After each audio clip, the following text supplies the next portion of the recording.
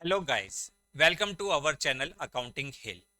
आज से हम स्टार्ट कर रहे हैं for class 12 65 days strategy series.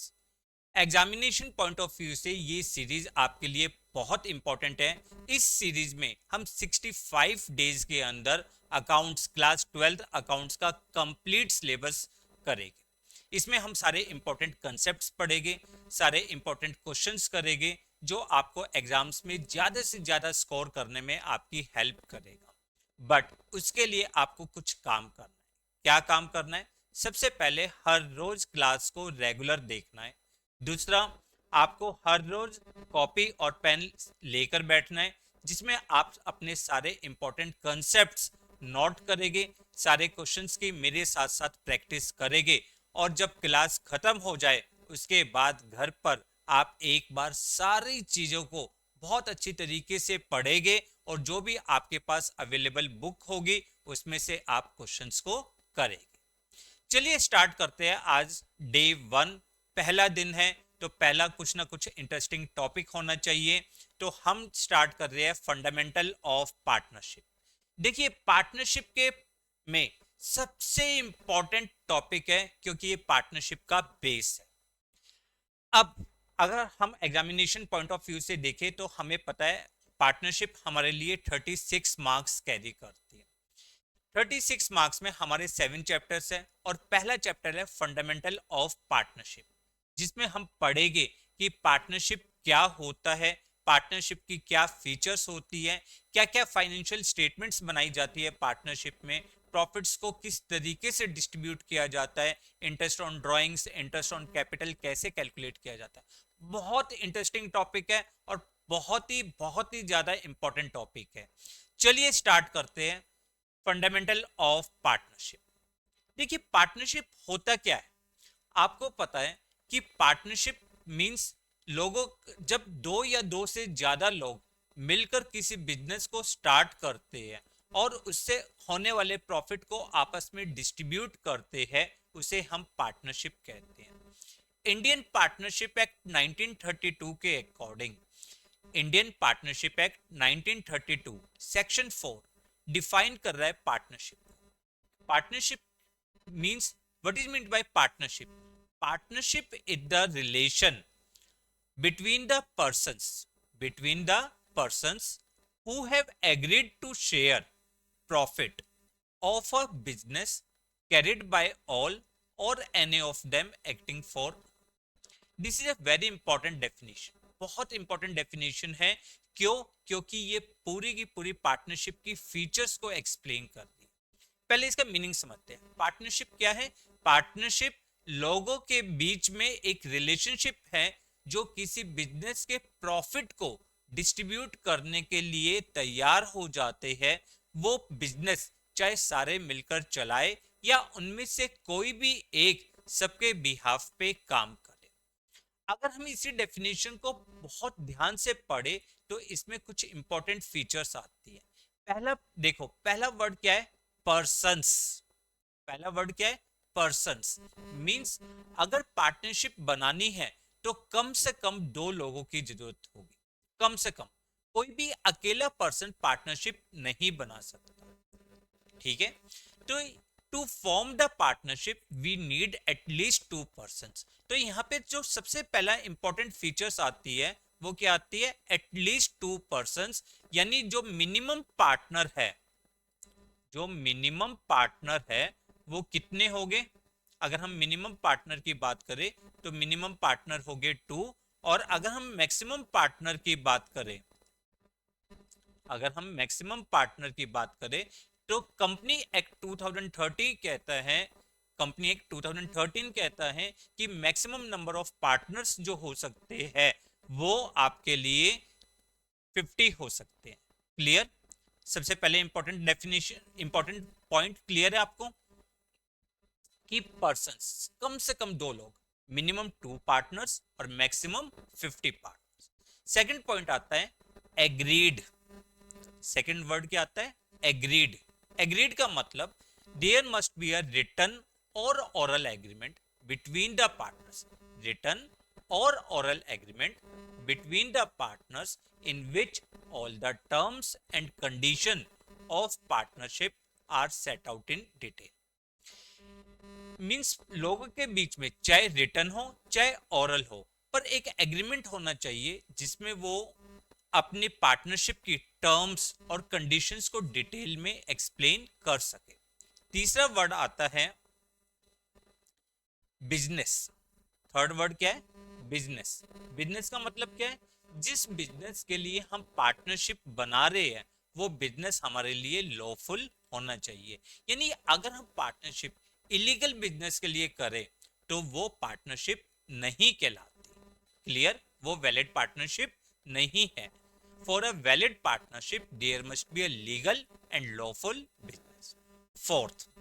Fourth आता है profit, to share the profit. देखो लिखा है ना, शेयर द प्रॉफिट, यानी there must be a profit sharing ratio between the partners. Partners के बीच में प्रॉफिट शेयरिंग रेशियो का होना बहुत जरूरी है। ठीक है, देखो लॉस शेयर करे या ना करे वो उनकी मर्जी, but there must be a profit sharing ratio.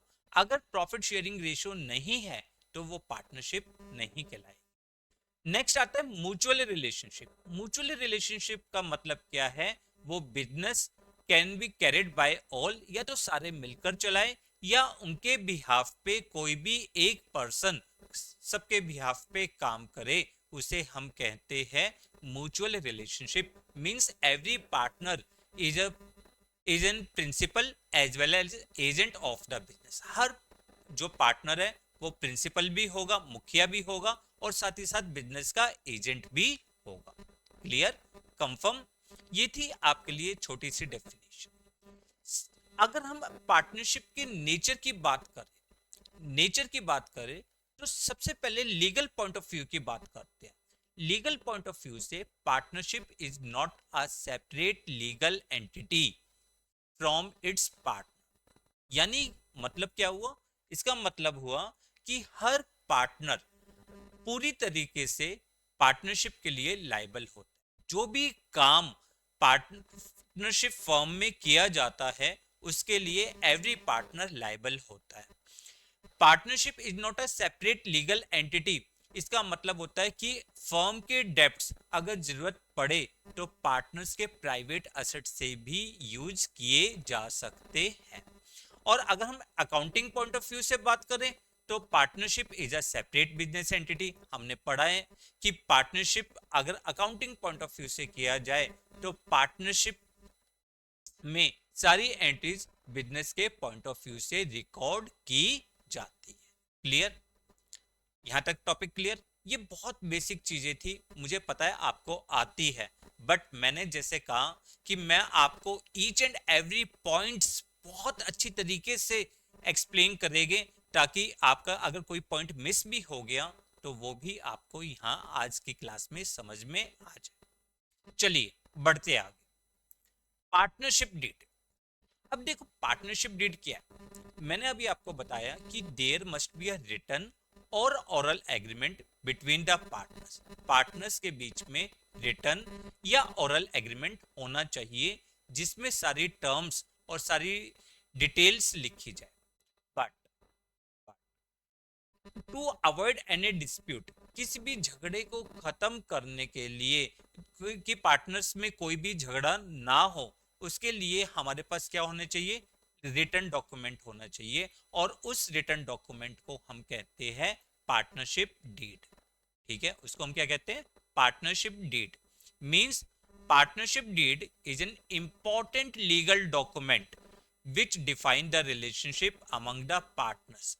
Partnership deed में each and every terms of the partnership हम डिटेल में लिखते हैं, जैसे कि हर पार्टनर का नाम, उसका एड्रेस, फर्म का नाम, उसका address, capital contribute by each partner, her partner ने कितनी कैपिटल कंट्रीब्यूट करी है, इंटरेस्ट ऑन कैपिटल अगर हमें पार्टनर्स को देना है तो क्या किस रेट पे देना होगा, इंटरेस्ट ऑन ड्रॉइंग्स अगर हमें पार्टनर से चार्ज करना है तो कितना चार्ज करना होगा, क्या rate of interest on loan होगा, क्या प्रॉफिट शेयरिंग रेशियो होगी, किस पार्टनर को कितनी सैलरी मिलेगी, कितनी कमीशन मिलेगी, ये सारी चीजें हर पार्टनर का राइट और duties each and every points partnership deed में प्रॉपरली डिटेल रिटर्न होता है।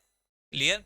तो पार्टनरशिप डीड का मेन पर्पस क्या होता है? इसका मेन पर्पस होता है ताकि पार्टनरशिप जो है वो स्मूथली रन अप करे, पार्टनर्स के बीच में कोई भी डिस्प्यूट ना हो। तो जैसे मैंने आपको बताया कि पार्टनरशिप डीड में होता क्या क्या है, name and address of the firms, name, description and address of each partner, amount contribute by each partner, rate of interest on capital if allowed, rate on interest on drawings if charged, profit sharing ratio, rate of interest on loan advance by partner, amount of salary, commission जो भी partners को देना है, हम किस तरीके से अपने अकाउंट्स को मेंटेन करेंगे उसका मेथड, हर पार्टनर की राइट्स और ड्यूटीज, ये सारी चीजें हम पार्टनरशिप में डिटेल में लिखते हैं। क्लियर? अब चलो एक कहानी बताता हूँ।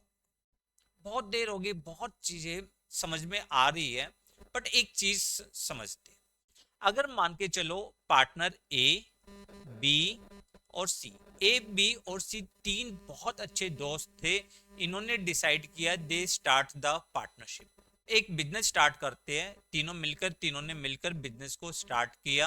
अब बिजनेस को स्टार्ट किया, बहुत अच्छे दोस्त थे, इन्होंने कोई भी एग्रीमेंट अपने बीच में नहीं बनाया, कोई भी एग्रीमेंट नहीं बनाया। ए ने अमाउंट कंट्रीब्यूट किया है 10 लाख रुपीस, ए ने बिजनेस में लगाया 10 लाख रुपीस, बी ने बिजनेस में लगाया 5 लाख रुपीस इन्वेस्ट किया, और सी ने बिजनेस में कंट्रीब्यूट करे ओनली 50,000 रुपीस। तीनों ने मिलकर बिजनेस को बहुत अच्छी तरीके से चलाया और at the end of year they earn the profit of 3 lakh rupees, they earn the profit of 3 lakh rupees, उन्होंने 3 लाख रुपए प्रॉफिट कमाया। अब तक तो बहुत अच्छे दोस्त थे, बट अब इनके बीच में धीरे धीरे कुछ डिस्प्यूट्स आने लगे। कैसे? ए ने कहा कि मैंने सबसे ज्यादा कैपिटल कंट्रीब्यूट करी, तो मुझे रेट ऑफ इंटरेस्ट ज्यादा मिलना चाहिए या मुझे ज्यादा प्रॉफिट मिलना चाहिए। बी ने कहा यार तू तो घर में सोता था, काम तो मैं करता था, काम तो मैं करता था, तो मुझे कम से कम कुछ सैलरी का पोर्शन मिलना चाहिए। सी भी कम नहीं था, सी ने कहा यार बिजनेस में जितने भी कस्टमर आए वो सब मेरी रेपुटेशन की वजह से आए हैं, तो मुझे कम से कम कुछ कमीशन मिलनी चाहिए। अब इनके बीच में क्या हो गया? कॉन्फ्लिक्ट स्टार्ट हो गए। क्यों हो गए? क्योंकि इन्होंने पार्टनरशिप डीड नहीं बनाई। प्रॉब्लम आ गई ना, इन्होंने पार्टनरशिप डीड नहीं बनाई थी, इसलिए इनके बीच में झगड़े स्टार्ट हो गए। तो यहां पर भी पार्टनरशिप एक्ट ने कुछ रूल्स स्पेसिफाई करे हैं कि अगर पार्टनर्स के बीच में कोई भी पार्टनरशिप डीड ना हो तो हम कौन कौन से रूल्स को फॉलो अप करेंगे। सबसे पहला इंपॉर्टेंट रूल है कि interest on capital is not allowed to partners, interest on capital is not allowed to partners. अगर आपको इंटरेस्ट ऑन कैपिटल चाहिए था तो आप उसको पार्टनरशिप डीड में मेंशन करते। क्लियर? दूसरा इंपॉर्टेंट रूल होता है interest on drawings is not charged from partners, partner से हम कोई भी इंटरेस्ट ऑन ड्राइंग्स चार्ज नहीं करेंगे। Third point, salary to partners, commission to partners is not allowed. Salary और कमीशन, किसी भी पार्टनर्स को कोई भी सैलरी नहीं मिलेगी, कोई भी कमीशन नहीं मिलेगा। फोर्थ रूल है प्रॉफिट शेयरिंग रेशो, जो प्रॉफिट शेयरिंग रेशो है it must be equal. Profit sharing ratio क्या होगी? आपकी इक्वल होगी। ए ने चाहे 10 लाख रुपीज लगाए, बी ने सिर्फ 5 लाख लगाए और सी ने तो सिर्फ और सिर्फ सबसे कम अमाउंट लगाया 50,000, उसके बाद भी प्रॉफिट को इक्वली डिस्ट्रीब्यूट कर दिया जाएगा। क्लियर? फिफ्थ रूल होता है कि अगर किसी भी पार्टनर ने बिजनेस को कुछ लोन दिया है, जैसे मान के चलते दिवाली का कॉन्ट्रैक्ट मिला बिजनेस को, उसके लिए फर्म को फंड्स की जरूरत थी 6 लाख रुपीस। फर्म को कितने फंड्स की जरूरत थी? 6 लाख रुपीस की जरूरत थी। अब पार्टनर्स ने डिसाइड किया कि वो बैंक से लोन लेते, बैंक से लोन लेने गए, बैंक का रेट ऑफ इंटरेस्ट था 12% पर एनम। सी ने कहा यार एक काम करो, आप बैंक से लोन मत लो, मुझसे लोन ले लीजिए, ठीक है। बट उसने रेट ऑफ इंटरेस्ट डिसाइड नहीं किया। अब जब फर्म उसको उसका लोन लौटाने लगी तो सी ने डिमांड करी कि एक काम करते हैं, आपको 12% पर एनम पे इंटरेस्ट लोन मिल रहा था, हम क्या करते हैं, हम आप मुझे 9% इंटरेस्ट दे दीजिए पर एनम के अकॉर्डिंग। अब ए बहुत चालाक था, ए ने कहा यार हमारे बीच में तो कोई एग्रीमेंट ही नहीं हुआ था, अब क्या करे, ठीक है ना। तो उस सिचुएशन में रूल है आपका interest on loan advance by partner, advance by partner to firm is provided at the rate of 6% per annum। कितना इंटरेस्ट ऑन लोन मिलेगा? 6% per annum interest on loan आपको मिलेगा, ये ध्यान रखना है आपको। Clear, confirm. तो हमने क्या क्या रूल्स पढ़े? हमने रूल्स पढ़े कि प्रॉफिट शेयरिंग रेशो इक्वल होगी, इंटरेस्ट ऑन कैपिटल अलाउ नहीं होगा, इंटरेस्ट ऑन ड्रॉइंग्स चार्ज नहीं होगा, interest on loan advance by partner is provided eight 6% per annum, और सैलरी कमीशन और किसी भी तरह का अदर बेनिफिट्स पार्टनर्स को प्रोवाइड नहीं हो। तो ये आपके लिए बहुत इंपॉर्टेंट कंसेप्ट है, क्योंकि एग्जामिनेशन पॉइंट ऑफ व्यू में इसमें से कुछ ना कुछ एमसीक्यूज आपके लिए आ सकते हैं। अब जब भी हम आगे क्वेश्चन सॉल्व करेंगे, अगर हमें प्रॉफिट शेयरिंग रेशियो नहीं गिवन होगी तो प्रॉफिट शेयरिंग रेशियो हम क्या लेंगे? इक्वली लेंगे। Clear, confirm. चलिए, अब क्या हर बिजनेस के लिए पार्टनरशिप डीड का होना जरूरी है? हर पार्टनरशिप फर्म के लिए पार्टनरशिप डीड का होना जरूरी है? नहीं, it is not essential to have the partnership. Partnership deed का होना बहुत जरूरी नहीं है, बट किसी भी कॉन्फ्लिक्ट्स को खत्म करने के लिए, ताकि कोई भी डिस्प्यूट पार्टनर्स के बीच में ना हो, उसके लिए हमारे पास पार्टनरशिप डीड होनी चाहिए। क्लियर, कंफर्म, क्लियर है ये सब? तो देखो, अभी तक हमने क्या पढ़ा?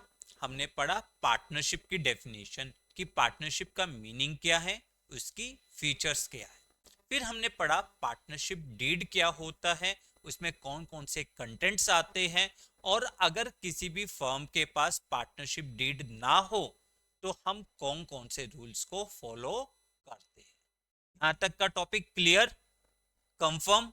देखो थोड़ा सा स्पीड में तो पढ़ाना पड़ेगा, क्योंकि कोर्स को बहुत जल्दी रिवाइज करना है, सारा कोर्स भी करना है, तो थोड़ा फास्ट मोड में भागना पड़ेगा बिना टाइम वेस्ट करे। क्लियर है ना? जिस भी बच्चे को अगर कुछ भी डाउट्स हो, वो नीचे कमेंट बॉक्स में हमें कमेंट करे, ताकि हम आपकी हेल्प कर सके। चलिए, अब कुछ इंपॉर्टेंट कंसेप्ट्स पढ़ते हैं। देखो एक क्वेश्चन, जैसे मैंने आपको ये लिए छोटी सी रिवीजन क्वेश्चन बनाया है कि in the absence of the partnership deed what are the rules relating to. कौन कौन से रूल्स होते हैं? Salary of partner not allowed, interest on partners capital not allowed, interest on loan by partner yes provided at the rate of 6% per annum, division of profit equal, interest on partners drawings not charged, interest on loan given to partner। अब ये बहुत important point है, देखो ये वाला point भी आप ध्यान से समझ लीजिए। आपने क्या पढ़ा कि अगर पार्टनर ने फर्म को लोन दिया है तो उस पे पार्टनर का राइट होता है 6% इंटरेस्ट पर एनम, उसको 6% इंटरेस्ट मिलता है। बट अगर फर्म ने पार्टनर को लोन दिया है तो उसके ऊपर इंटरेस्ट चार्ज नहीं होता, ठीक है। इंटरेस्ट चार्ज करने के लिए पहले आपको पार्टनरशिप डीड में मेंशन करना या आपके बीच में एग्रीमेंट होना चाहिए। क्लियर। अब कुछ इंपॉर्टेंट पॉइंट्स देखो, ये इंपॉर्टेंट पॉइंट्स भी आपके एमसीक्यू में बहुत हेल्प करते हैं। पहला पॉइंट है registration of firm is optional not compulsory. Partnership का आप रजिस्ट्रेशन करवाओ या ना करवाओ ये मैंडेटरी नहीं है, बट देखो कुछ ना कुछ पॉइंट्स ऐसे होते हैं जिसके लिए हमें पार्टनरशिप का रजिस्ट्रेशन करवाना चाहिए। दूसरा, इफ ऑल पार्टनर्स एग्री, देखो if all partners agree a minor may be admitted for the benefit of the partnership. हम माइनर को पार्टनर बना सकते हैं अगर सारे पार्टनर एग्री होते हैं। यहाँ की कुछ इंपॉर्टेंट पॉइंट्स होते हैं कि माइनर लॉस बियर नहीं करेगा, माइनर को सिर्फ और सिर्फ प्रॉफिट मिलेगा। ठीक है। Third point, a person may be admitted as a partner with either with the consent of all existing partner or in accordance with an expression agreement of all partners। देखो किसी भी पर्सन को अगर हमें partner बनाना है तो सबसे पहले सभी पार्टनर्स की रजामंदी होनी बहुत जरूरी है। दूसरा, या पार्टनरशिप एग्रीमेंट में पहले से ही आप मेंशन कर चुके हो कि हम इस पर्सन को इस डेट पे पार्टनर बनाएंगे। Clear. A person may be retire from the partner with the consent of all partners. सभी पार्टनर्स की मर्जी से या एग्रीमेंट के अकॉर्डिंग वो पार्टनर रिटायर हो सकता है। अब ये बहुत इंपॉर्टेंट कंसेप्ट है, बहुत इंपॉर्टेंट कंसेप्ट है। A partner can be exempted, a partner can be exempted from sharing loss in the profit. मैंने आपको देखो फीचर्स जब पढ़ाया था मैंने आपको बताया था कि प्रॉफिट शेयरिंग रेशो होना कंपलसरी है, पर लॉस शेयर करे या ना करो ये आपकी मर्जी है। ठीक है। तो अगर पार्टनरशिप डीड में लिखा है तो हम किसी भी पार्टनर को लॉस बियरिंग से हटा सकते हैं। Clear. In the absence of partnership deed, जब पार्टनरशिप डीड नहीं होती तो sleeping partner will get equal share of profit. Sleeping partner, sleeping partner कौन होता है? जो सिर्फ और सिर्फ कैपिटल को कंट्रीब्यूट करता है, पार्टनरशिप में कभी भी एक्टिव रोल प्ले नहीं करता, उसको भी इक्वल शेयर ऑफ प्रॉफिट मिलेगा। A sleeping partner is also liable to act of other partner, पर ये ध्यान रखना कि वो दूसरे पार्टनर्स के द्वारा किए गए काम के लिए भी जिम्मेदार होगा। क्लियर। तो क्लियर है। देखो एक एक करके स्टेप्स बढ़ रहे हैं। पहले डेफिनेशन पढ़ी, फिर फीचर्स पढ़ा, फिर पार्टनरशिप डीड पढ़ी, फिर हमने rules in absence of partnership deed पढ़ा, और उसके बाद हमने कुछ इंपॉर्टेंट कंसेप्ट्स को पढ़ा। क्लियर। चलिए अब देखते हैं financial statement, financial statement of partnership. Partnership में हम कौन कौन सी फाइनेंशियल स्टेटमेंट्स बनाते हैं, कौन कौन सी पार्टनरशिप में कौन कौन सी फाइनेंशियल स्टेटमेंट्स बनाई जाती है। क्लियर।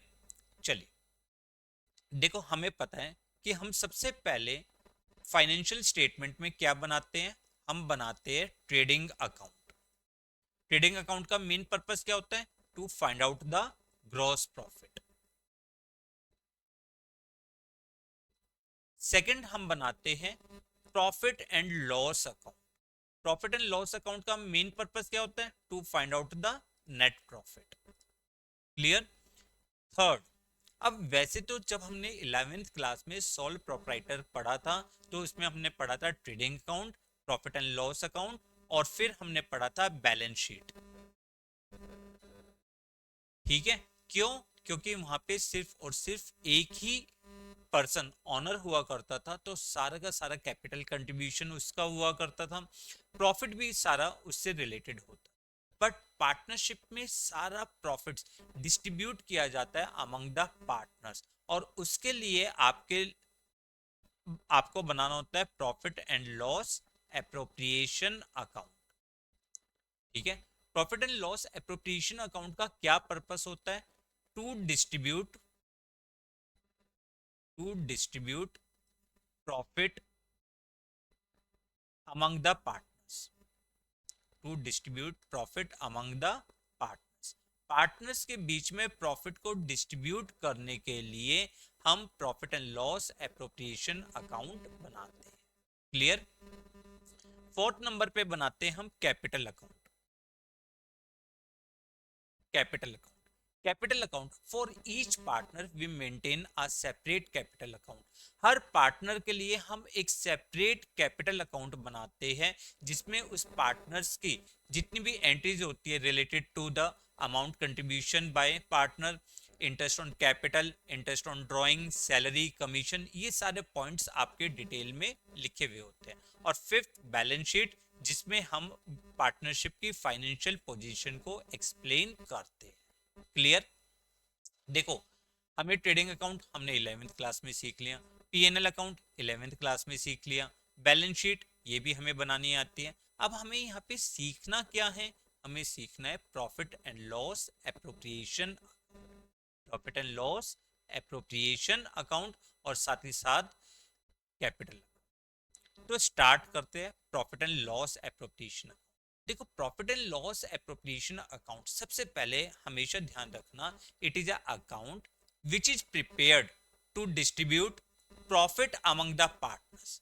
पार्टनर्स के बीच में प्रॉफिट्स को किस तरीके से डिस्ट्रीब्यूट किया जाए, उसके लिए हम बनाते हैं profit and loss appropriation account.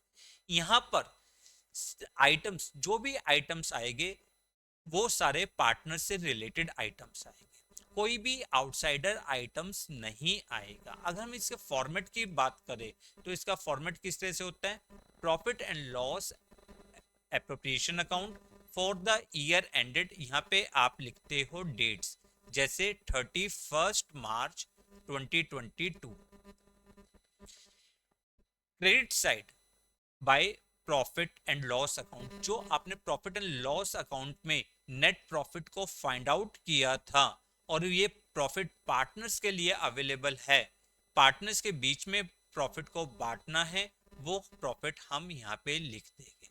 ठीक है, बट इसमें एक इंपॉर्टेंट पॉइंट आता है। इंपॉर्टेंट पॉइंट क्या होता है, कई बार आपको इंटरेस्ट ऑन लोन दिया होता है, इंटरेस्ट ऑन लोन, ठीक है, या rent paid to partner, rent paid to partners, वो आइटम हम यहाँ पर माइनस करके लिखते हैं। अब ये माइनस क्यों करते हैं, देखो यहाँ पे वो प्रॉफिट आना चाहिए जो पार्टनर्स में डिस्ट्रीब्यूट होना है। अब interest on loan and rent paid to partners आपका प्रॉफिट एंड लॉस का आइटम है, क्यों है, इसके लिए अभी दो वर्ड्स में आपको पढ़ाऊंगा। ठीक है, दो वर्ड्स में आपको पढ़ाऊंगा, चार्ज अगेंस्ट प्रॉफिट और एप्रोप्रिएशन ऑफ प्रॉफिट। फिलहाल मैं आपको ये बता रहा हूँ कि यहाँ पे जो प्रॉफिट हम पार्टनर्स के बीच में डिस्ट्रीब्यूट करते हैं उसको क्रेडिट साइड लिखते हैं। अब profit and loss appropriation account का नेचर क्या होता है, इसका नेचर होता है nominal, nominal in nature. Nominal in nature का मतलब क्या हुआ बेटा, नॉमिनल इन नेचर का मतलब हुआ debit all loss and expense and credit all income and gains. यानी फर्म के लिए जो भी खर्चा है उसको डेबिट साइड रिकॉर्ड किया जाता है, और फर्म के लिए जो भी इनकम का सोर्स है उसको क्रेडिट साइड रिकॉर्ड किया जाता है। अब पीएनएल में सबसे, पीएनएल एप्रोप्रिएशन में सबसे पहले हमने प्रॉफिट को क्रेडिट साइड लिखा, उसके बाद हमने लिखा इंटरेस्ट ऑन ड्रॉइंग्स। क्यों, क्योंकि फर्म के लिए इनकम का सोर्स है, फर्म के लिए इनकम का सोर्स है। क्यों, इंटरेस्ट ऑन ड्रॉइंग्स हम किससे चार्ज करते हैं, पार्टनर से चार्ज करते हैं, तो इंटरेस्ट ऑन ड्रॉइंग्स हम क्रेडिट कर देंगे। इंटरेस्ट ऑन कैपिटल, जो भी आइटम्स हम अब पार्टनर्स में डिस्ट्रीब्यूट करेंगे, जैसे interest on capital, salary, commission, ये सारी चीजें फर्म के लिए एक्सपेंस होता है, इसलिए हम इसको डेबिट साइड रिकॉर्ड करते हैं। To interest on capital, to partner salary, to commission. ठीक है, और अगर कुछ प्रॉफिट्स हम फ्यूचर कंटीजेंसी के लिए बचाते हैं तो उसको हम जनरल रिजर्व में लिखते हैं। देखो, इंटरेस्ट ऑन कैपिटल बहुत इंपॉर्टेंट टॉपिक है, ध्यान से पढ़ेंगे, अगली क्लास में इसको बहुत डिटेल में पढ़ेंगे। How we calculate the interest on capital, how we calculate the interest on drawings. फिलहाल तो हम क्या कर रहे हैं कि क्रेडिट साइड जो भी फर्म के लिए इनकम का सोर्स है, और डेबिट साइड जो भी फर्म के लिए एक्सपेंस है, उसको नोट डाउन कर दिया, ठीक है ना। अब देखो मैं बार बार कह रहा हूं कि profit and loss appropriation account basically हम प्रॉफिट्स को डिस्ट्रीब्यूट करने के लिए बनाते हैं, ठीक है ना। पार्टनर्स के बीच में प्रॉफिट या लॉस को किस तरीके से डिस्ट्रीब्यूट करें, उसके लिए हम profit and loss appropriation account बनाते हैं। तो ये सारे पॉइंट्स, जैसे इंटरेस्ट ऑन ड्राइंग्स कैसे कैलकुलेट किया जाता है, इंटरेस्ट ऑन कैपिटल, सैलरी, ये अपने आप में बहुत इंपॉर्टेंट पॉइंट्स हैं, हमें बहुत ध्यान से पढ़ना है इन पॉइंट्स को, ठीक है ना। उसके बाद देखो क्रेडिट साइड हमने प्रॉफिट लिख दिया, डेबिट साइड हमने लॉस लिख दिया, अगर हमें कोई लॉस है तो। उसके बाद जब हम बैलेंस करते हैं, अगर क्रेडिट साइड ज्यादा है तो फर्म के लिए क्या है प्रॉफिट, और प्रॉफिट हम पार्टनर्स में डिस्ट्रीब्यूट कर देते हैं उनकी प्रॉफिट शेयरिंग रेशो में। और अगर डेबिट साइड बड़ी है तो फर्म के लिए लॉस हुआ और उस लॉस को हमने डिस्ट्रीब्यूट कर दिया क्रेडिट साइड, ठीक है, क्लियर। अब यहाँ पर समझने वाली बात है कि सर ये इंटरेस्ट ऑन लोन जो हम पार्टनर्स को इंटरेस्ट ऑन लोन दे रहे हैं या रेंट दे रहे हैं, इसको हम पीएनएल एप्रोप्रिएशन अकाउंट में रिकॉर्ड क्यों नहीं करते। इसके लिए आपको दो वर्ड समझने हैं। पहला वर्ड क्या है, चार्ज अगेंस्ट प्रॉफिट, और दूसरा वर्ड है appropriation of profit. Charge against profit क्या होता है, वो सारे आइटम्स जो फर्म को कंपलसरी होते हैं पे करने, चाहे फर्म को प्रॉफिट हो चाहे फर्म को लॉस हो, बट हमें पे करना कंपलसरी होता है, उसे हम चार्ज अगेंस्ट प्रॉफिट कहते हैं। वर्कर्स की सैलरी, किसी भी बिजनेस में वर्कर्स की सैलरी अब पे करना तो जरूरी है। वर्कर्स क्या कह देंगे, सर आपको लॉस हो रहा है तो आप हमें सैलरी पे ना करो, वर्कर्स को सैलरी पे करना कंपलसरी है, ठीक है, क्लियर। बट पार्टनर्स को सैलरी पे करना, पार्टनर्स को सैलरी कब प्रोवाइड होगी, जब बिजनेस में प्रॉफिट होगा। अगर बिजनेस में लॉस होगा तो पार्टनर्स को सैलरी नहीं मिलती, इसलिए इन आइटम पार्टनर्स की सैलरी को हम कहते हैं appropriation of profit, means those items which are payable to partner, जो पार्टनर्स को पेबल होगा only when firm earns the profit, जब फर्म को प्रॉफिट होगा, क्लियर। चार्ज अगेंस्ट प्रॉफिट को हम डेबिट करते हैं पीएनएल अकाउंट में, जबकि एप्रोप्रिएशन ऑफ प्रॉफिट के जितने भी आइटम्स है ये डेबिट किए जाते हैं profit and loss appropriation account में।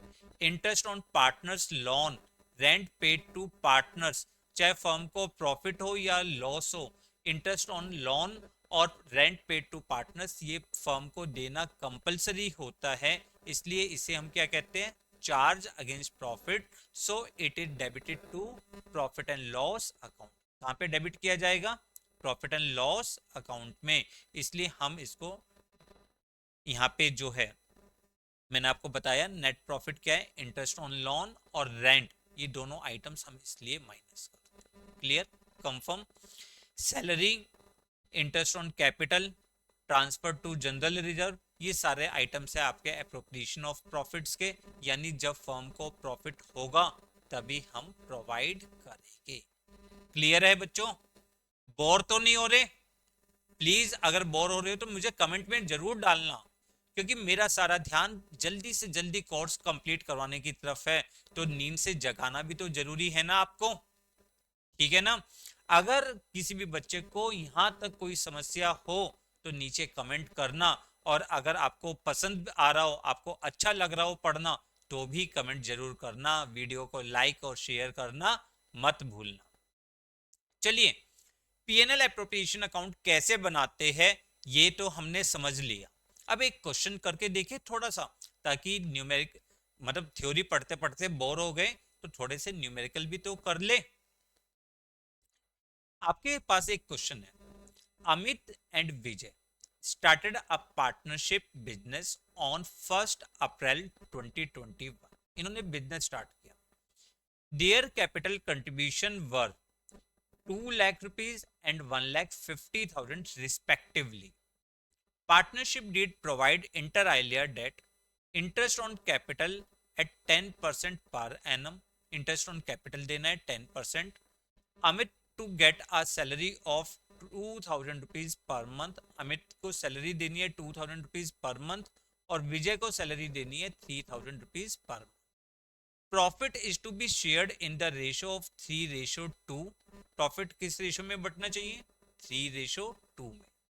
Interest on drawings sorry profit for the year ended 31st March 2022 before making the above appropriation was 2,16,000। Profit कितना दिया हुआ है? 2,16,000।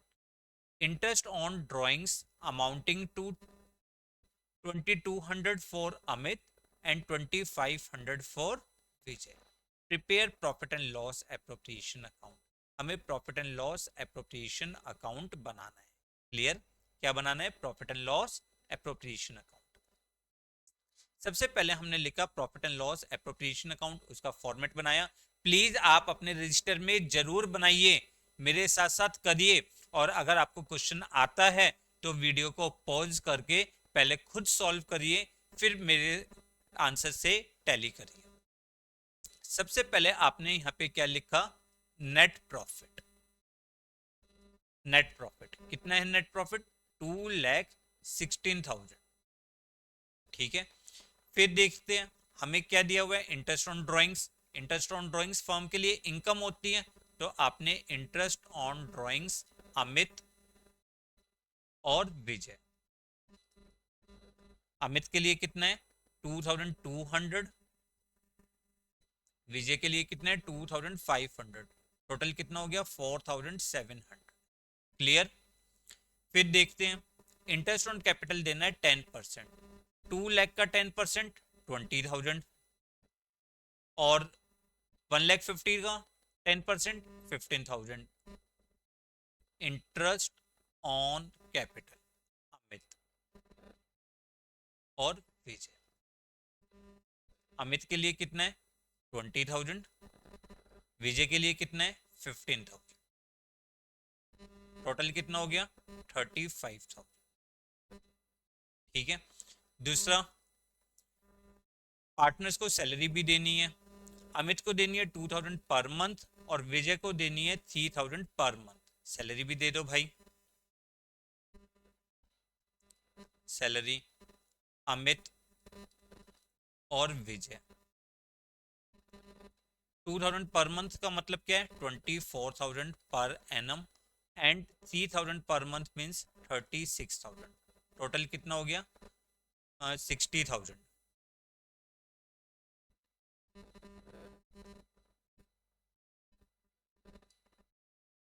क्लियर? फिर आप लिखोगे प्रॉफिट ट्रांसफर टू अमित और विजय। देखो पहले बैलेंस कर लेते हैं। क्रेडिट साइड का टोटल है 2,20,700। क्लियर? और डेबिट साइड का टोटल है 95,000। उसको अगर हम माइनस करेंगे तो प्रॉफिट कितना हो गया? 1,25,700। Is it clear? और इस प्रॉफिट को हम इनकी प्रॉफिट शेयरिंग रेशो कितनी दी हुई थी? 3:2। तो 3:2 में डिस्ट्रीब्यूट कर देंगे 3/5 एंड 2/5। आप ये कर लीजिएगा। ठीक है, लिख दीजिएगा। क्लियर है? कंफर्म? एक और क्वेश्चन देखते हैं। अब ये क्वेश्चन आपके लिए क्यों इंपॉर्टेंट है? क्योंकि यहाँ पे अब तक हम क्या पढ़ा है? या तो प्रॉफिट शेयरिंग रेशियो सिंपल सी दी होती है, जैसे इस क्वेश्चन में दी थी 3:2, या प्रॉफिट शेयरिंग रेशियो कई बार नहीं गिवन होती तो हम इक्वली डिस्ट्रीब्यूट कर देते हैं। बट प्रॉफिट आप किसी भी स्लैब्स के अकॉर्डिंग डिस्ट्रीब्यूट कर सकते हैं। जैसे इस क्वेश्चन में कहा है A B and C were partners in a firm having capital of 60,000 rupees, rupees 60,000 and rupees 80,000 respectively. Their current account balance were, A का बैलेंस कितना है? 10,000, बी 5,000 एंड सी 2,000 डेबिट। देखो इनके करंट अकाउंट का meaning क्या है थोड़ी देर के बाद समझते हैं। According to the partnership deed, partners were entitled to interest on capital at 5% per annum. C, being the working partner, was also entitled to salary of 6,000 per annum. Profit were to be distributed as first 20,000 profit in the proportion in their capital. अब इन्होंने क्या कहा है, जो भी आपके पास available profit है, divisible profit है, उसका फर्स्ट 20,000 का प्रॉफिट आप कैपिटल की रेशो में बांटोगे। अगर हम कैपिटल की रेशो देखें तो कैपिटल की रेशो ए, बी और सी, ए ने कितनी कैपिटल कंट्रीब्यूट करी है 60,000, 60,000 एंड 80,000, इसका मतलब कितना हो गया 3:3:4। Next 30,000 rupees in the ratio of 5:3:2। उसके बाद जो अगले 30,000 रुपए है वो 5:3:2 में डिस्ट्रीब्यूट हो गए। Remaining profit to be shared equally, और बचा हुआ प्रॉफिट इक्वली डिस्ट्रीब्यूट होगा। यहाँ पे आपने प्रॉफिट्स को 3 स्लैब्स में डिस्ट्रीब्यूट किया, ठीक है। पहला 20,000 का profit in the ratio of capital, फिर 20 से 50,000 तक का जो प्रॉफिट था उसको 5:3:2 में डिस्ट्रीब्यूट किया, और जो 50,000 से अबव प्रॉफिट था उसको आपने इक्वली डिस्ट्रीब्यूट कर दिया। Firm made a profit of 1,56,000 before charging NA of above item. Prepare profit and loss appropriation account and pass the necessary journal entry. देखो जर्नल एंट्री मैं बाद में करवाता हूँ, अभी मैंने आपको पूरा कंसेप्ट नहीं पढ़ाया, तो जर्नल एंट्री बाद में देखते हैं। फॉर्मेट देखते हैं इसका कैसे बनेगा। सबसे पहले हमने नेट प्रॉफिट लिखा। नेट प्रॉफिट कितना है 1,56,000 नेट प्रॉफिट, क्लियर।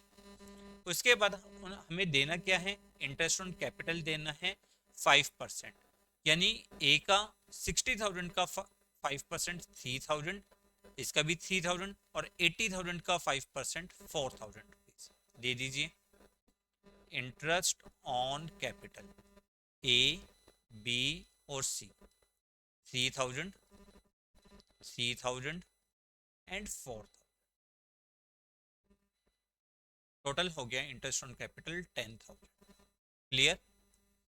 फिर देखते हैं उसके अलावा पार्टनर्स को सैलरी, सी को सैलरी मिल रही है 6,000 rupees per annum. Please questions को ध्यान से पढ़िएगा, हर इंपॉर्टेंट पॉइंट्स को अंडरलाइन कर लेना ताकि कोई भी पॉइंट आपका मिस ना हो। सैलरी टू सी, सी को सैलरी मिल रही है 6,000 रुपीज, ठीक है। अब उसके बाद उन्होंने कहा प्रॉफिट का डिस्ट्रीब्यूशन करिए सर। अब प्रॉफिट का डिस्ट्रीब्यूशन करने के लिए सबसे पहले आपको क्या निकालना है, डिविजिबल प्रॉफिट निकालना है। Profit transfer to A, B और सी, कितना प्रॉफिट है देखो, डिविजिबल प्रॉफिट निकाला 1,40,000 रुपीज। अब 1,40,000 को उसने स्लैब्स के अकॉर्डिंग बोला है 20,000 का प्रॉफिट कैपिटल के रेशो में। अगर हम यहाँ पे देखें टोटल प्रॉफिट कितना है 1,40,000, टोटल प्रॉफिट 1,40,000, इसमें से पहला 20,000 का प्रॉफिट ए, बी और सी किस रेशो में, जो इनकी कैपिटल की रेशो है, यानी 3/10, this is also equal to 3/10 and this is equal to 4/10। तो इसके अकॉर्डिंग ये हो जाएगा 6,000, this is also equal to 6,000 and this is equal to 8,000, clear, confirm. फिर उसने कहा नेक्स्ट 30,000 रुपीज इन 5:3:2, 30,000 का प्रॉफिट हमने डिस्ट्रीब्यूट करा 5:3:2 मीन्स 5/10, 3/10 एंड 2/10, ठीक है। तो ये हो जाएगा आपके लिए 15,000, 9,000 एंड 6,000, क्लियर। उसके बाद इन्होंने फिर बोला है जो रिमेनिंग प्रॉफिट, अब देखो यहाँ तक का प्रॉफिट कितना हो गया 50,000, जबकि डिविजिबल प्रॉफिट कितना था आपका, डिविजिबल प्रॉफिट था 1,40,000। तो अब रिमेनिंग प्रॉफिट कितना बचा, 90,000। 90,000 को उसने कहा है इक्वली डिस्ट्रीब्यूट कर दीजिए इक्वली, यानी 1/3, 1/3 एंड 1/3। 30,000, 30,000 एंड 30,000, टोटल कितना हो गया, 6 + 15 + 30, ठीक है, 51,000 ए के लिए, बी के लिए 6 + 9 15 और 30 45,000 बी के लिए, सी के लिए 8 + 6 14 एंड 44।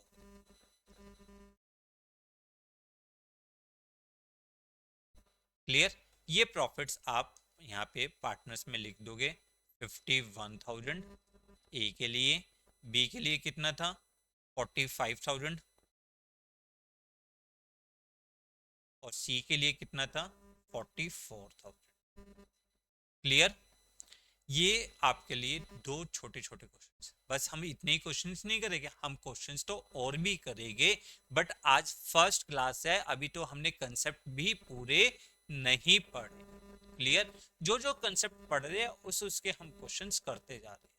क्लास लंबी हो रही है, मुझे खुद पता है क्लास लंबी है, बट क्या करे बेटा, जब ज़्यादा कोर्स कम टाइम में रिवाइज करना हो और अच्छी तरीके से रिवाइज करना हो तो हमें थोड़ा सा ज़्यादा पढ़ना ही पड़ेगा। चलिए आगे पढ़ते हैं। नेक्स्ट देखिए, नेक्स्ट आता है कैपिटल अकाउंट।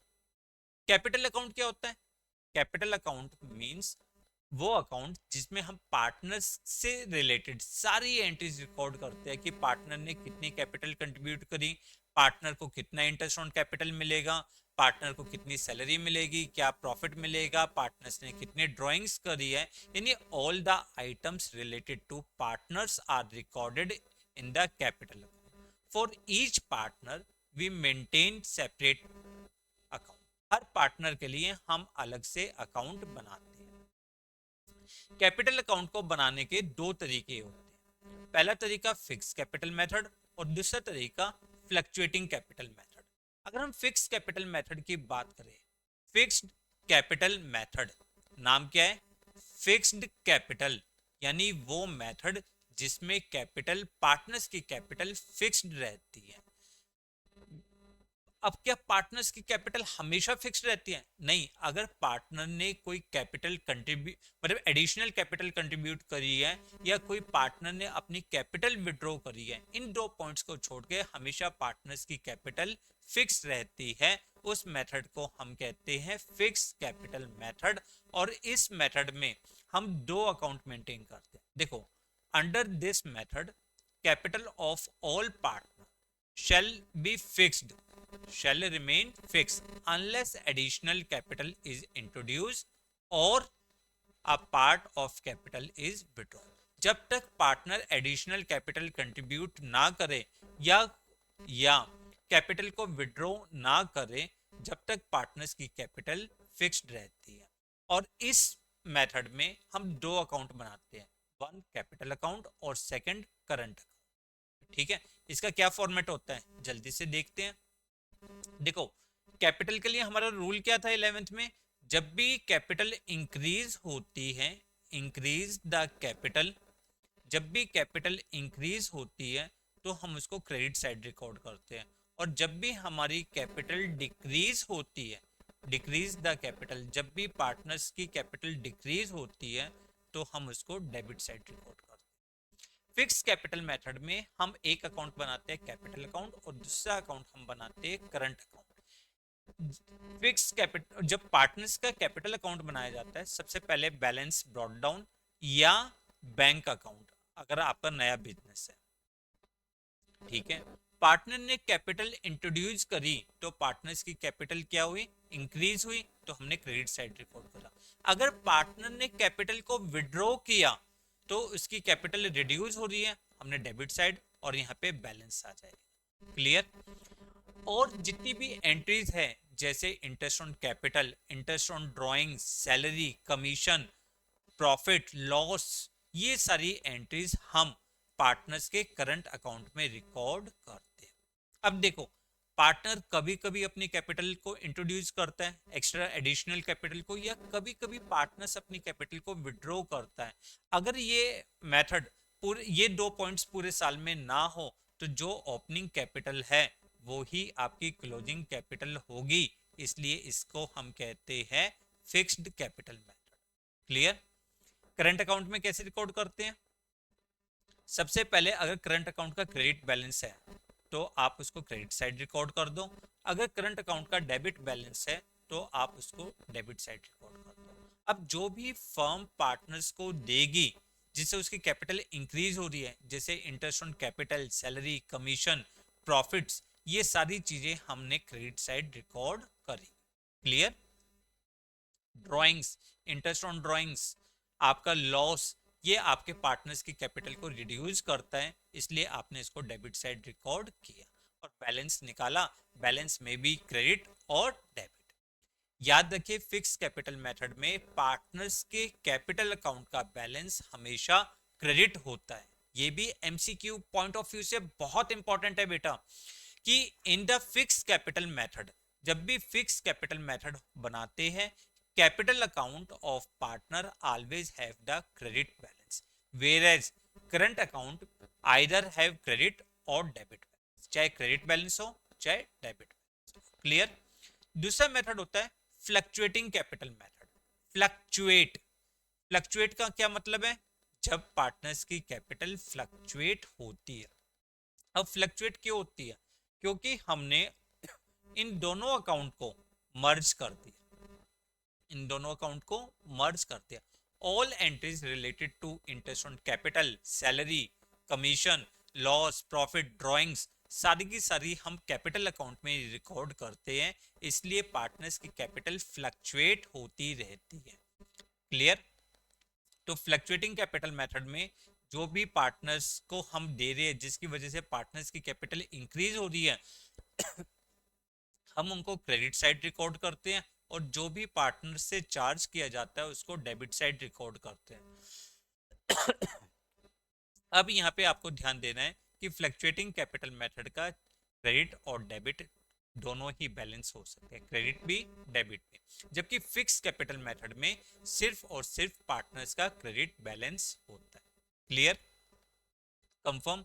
ये एमसीक्यू पॉइंट ऑफ व्यू से बहुत इंपॉर्टेंट है आपको।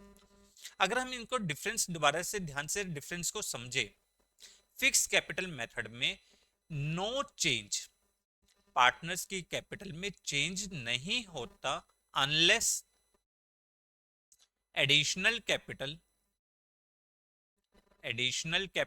इंट्रोड्यूस, जब तक एडिशनल कैपिटल ना आए या विड्रॉल ऑफ कैपिटल ना हो। ठीक है ना? क्लियर? कि फिक्स कैपिटल मेथड में पार्टनर्स की कैपिटल रिमेन्स द सेम, कोई सेम रहती है, कोई भी चेंजेस नहीं आते। क्लियर? फ्लक्चुएटिंग में कीप चेंजिंग, बार बार चेंज होती रहती है। वाई? क्योंकि यहाँ पे हम सारी एंट्रीज एक ही अकाउंट में रिकॉर्ड करते हैं। अगर फिक्स कैपिटल मेथड में देखें तो हम दो अकाउंट बनाते हैं, कौन कौन से? कैपिटल अकाउंट और करंट अकाउंट। फ्लक्चुएटिंग में हम सिर्फ और सिर्फ एक ही अकाउंट बनाते हैं, वो होता है हमारा कैपिटल अकाउंट। अगर हम बैलेंस वो ट्रांसफरिंग की बात करें तो फिक्स कैपिटल मेथड में जो भी एंट्रीज पार्टनर्स की कैपिटल से रिलेटेड होगी, जैसे एडिशनल कैपिटल और विड्रॉल ऑफ कैपिटल, ये दोनों चीजें हम कैपिटल अकाउंट में रिकॉर्ड करते हैं, जबकि interest on capital, salary, commission, ये सारी चीजें हम करंट अकाउंट में रिकॉर्ड करते हैं। फ्लक्चुएटिंग कैपिटल मेथड में सारी एंट्रीज एक ही अकाउंट में रिकॉर्ड करी जाती है। बैलेंस की बात करें तो फिक्स कैपिटल मेथड में कैपिटल का balance, capital account always have credit balance, हमेशा क्रेडिट बैलेंस होगा। क्लियर? जबकि फ्लक्चुएटिंग कैपिटल मेथड में आपका क्रेडिट बैलेंस भी हो सकता है और डेबिट बैलेंस भी हो सकता है।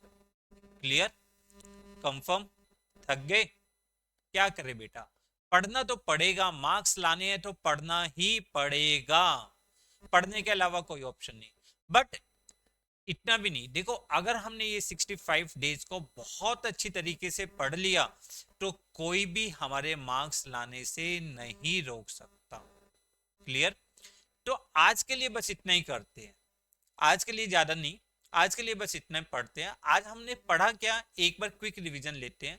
हमने सबसे पहले पढ़ा पार्टनरशिप क्या होती है, फीचर्स ऑफ पार्टनरशिप डीड, फिर उसके बाद हमने सॉरी सबसे पहले डेफिनेशन ऑफ पार्टनरशिप, फिर फीचर्स ऑफ पार्टनरशिप, उसके बाद partnership deed, rules in absence of partnership deed.